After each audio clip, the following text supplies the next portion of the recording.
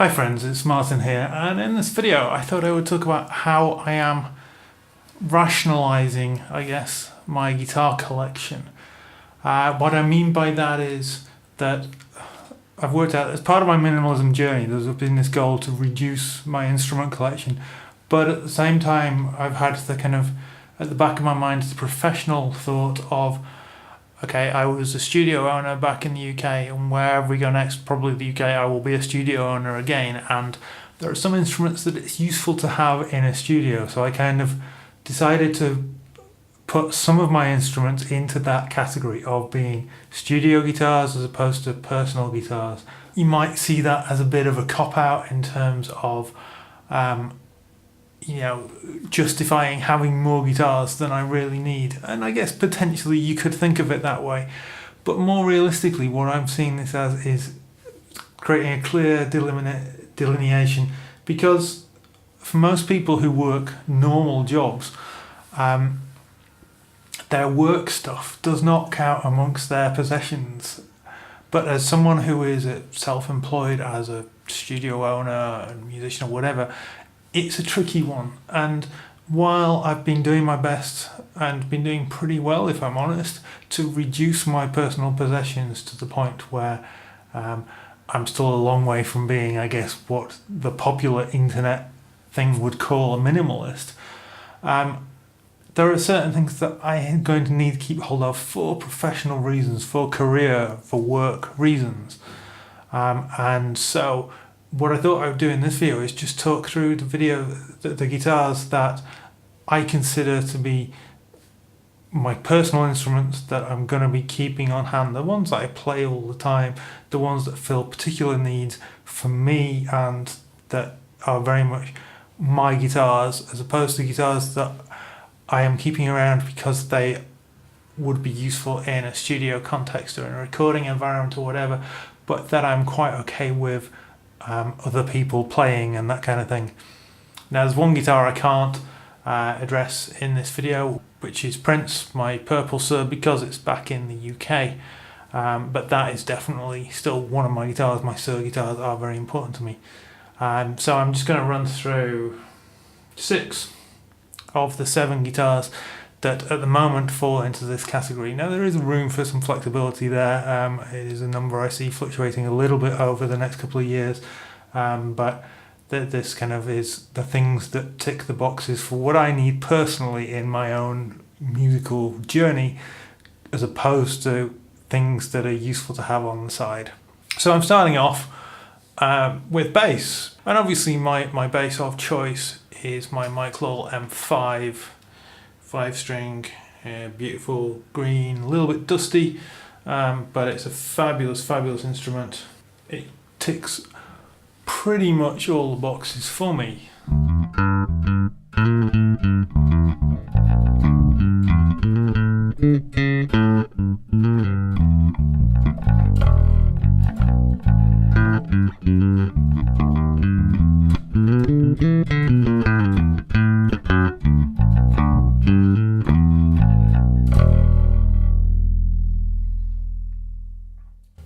Now, it's a super flexible control setup with a 3-band EQ. The active passive switch is really useful.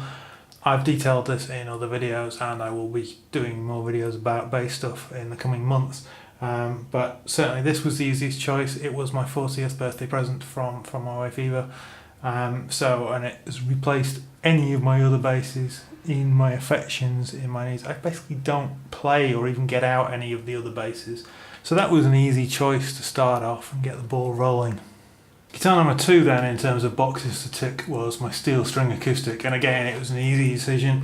This is my Yamaha APX 1200-2 that I got earlier this year, my most recent guitar purchase at the time of recording this video.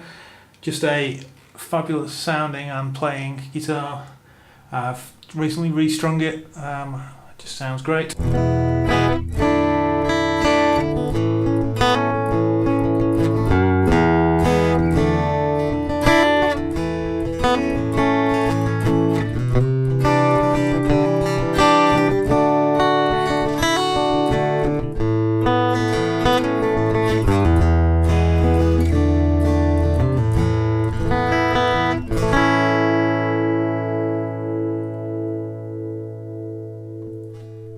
And again, it's just about having a quality instrument that is versatile, that I can experiment with tunings on.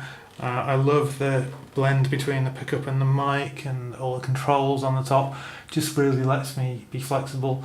So for general use as a player, at church and with my guitar ensemble at school and that kind of thing, this is the only acoustic steel string guitar that I need. So this is definitely the one that makes the list.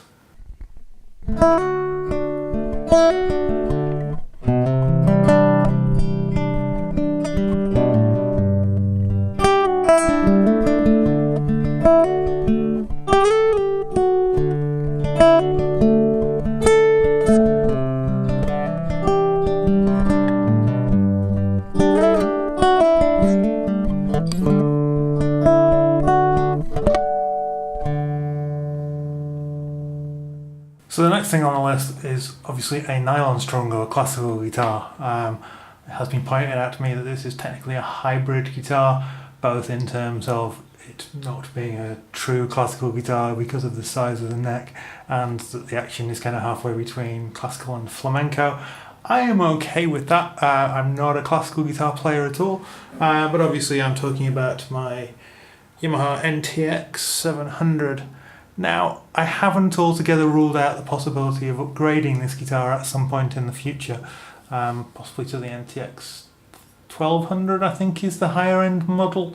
I haven't finalised that decision in any way yet. This is working for now, although having something that's a little bit higher quality in terms of the woods and stuff would definitely be something I would be looking to do in the future. But it's just a great playing and sounding guitar. Obviously I took it to Macau on my minimal retreat and really enjoyed playing it, got into playing it much more than I'd ever done up to that point. Just a fabulous guitar, kind of example of the kind of things that my limited classical guitar finger style nylon strung guitar ability it meets my needs and is a great tool for recording and sounds great plugged in, so it's useful live as well, so that's always a good thing.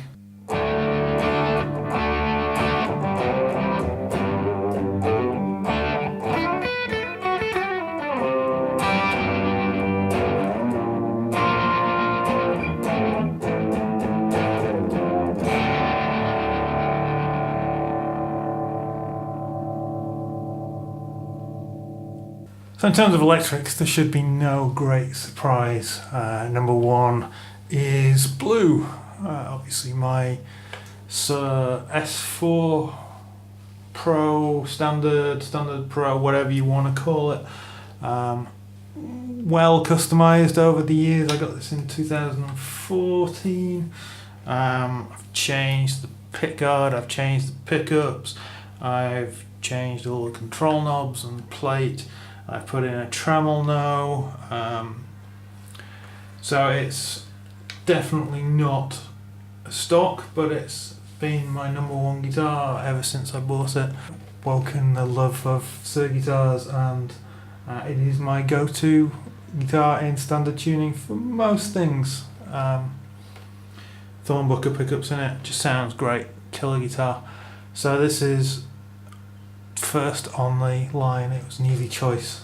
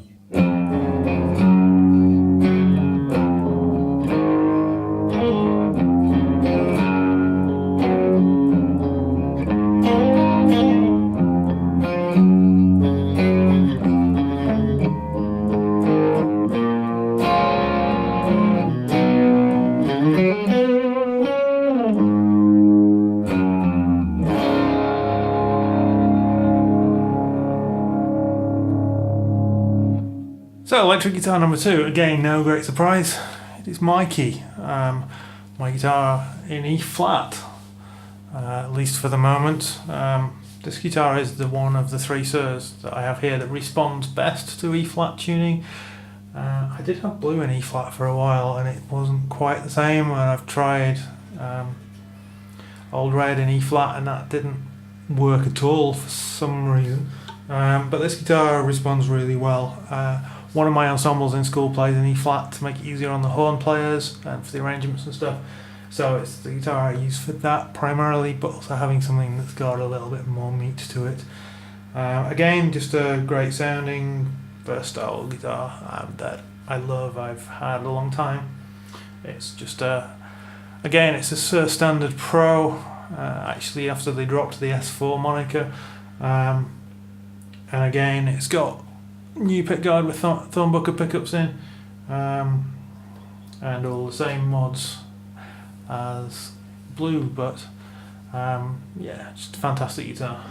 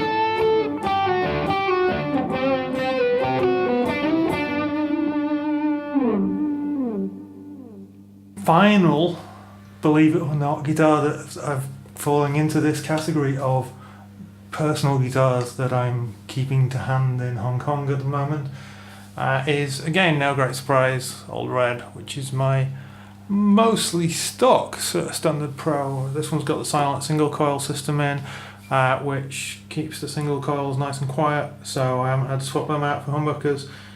Bridge, I've put in the SSV Plus because the SSH Plus is a bit loud for my tastes, a bit hairy. I prefer the more vintage tone.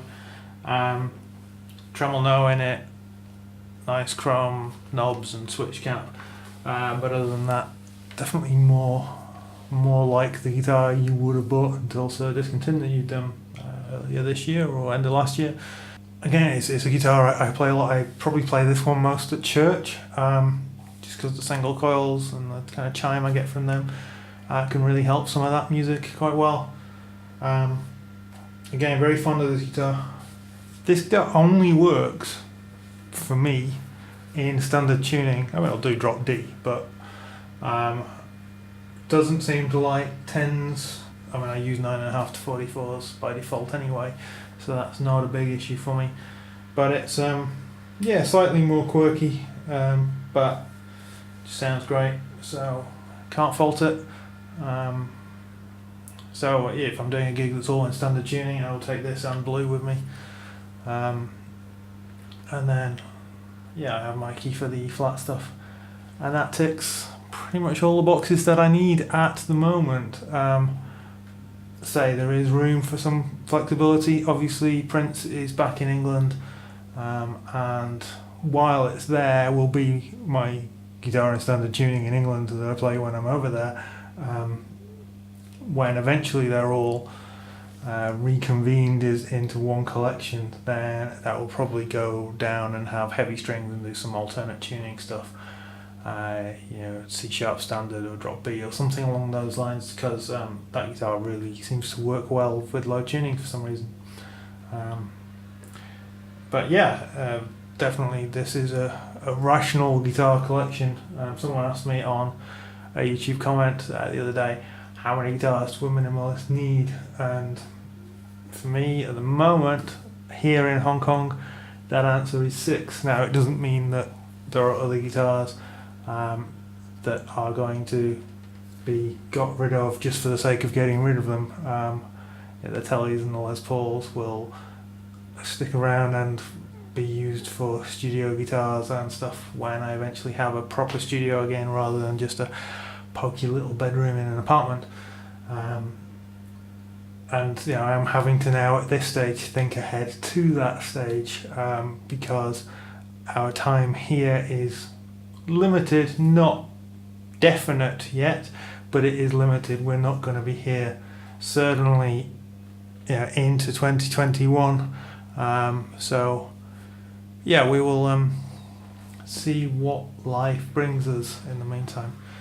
But I think having made this decision, which makes sense because, as I said on an Instagram post recently, the only guitars that I don't have a love-hate relationship in terms of my electrics are my Suhrs. They're the ones that feel comfortable all the time, that sound great all the time, that inspire me all the time. Whereas anything else I have sometimes feels cool and sometimes I enjoy playing, and other times I just want to put it back in the case and never see it again. When I have the option of having a guitar that inspires me all the time and just makes me want to play for 4, 5, 6, 7 hours a day, is definitely a better thing. So yeah, that's kind of where I'm at the moment with this. We will see what happens in the future. These regular videos will be changing, becoming a little less regular. I will explain it in another video, but this channel is not sustainable at its current rate of knots. So I thought summarising everything to kind of wrap things up would be a good thing. So thanks for watching, guys. Like, comment, subscribe. Don't hit the dislike button because nobody likes that. And take care until the next time.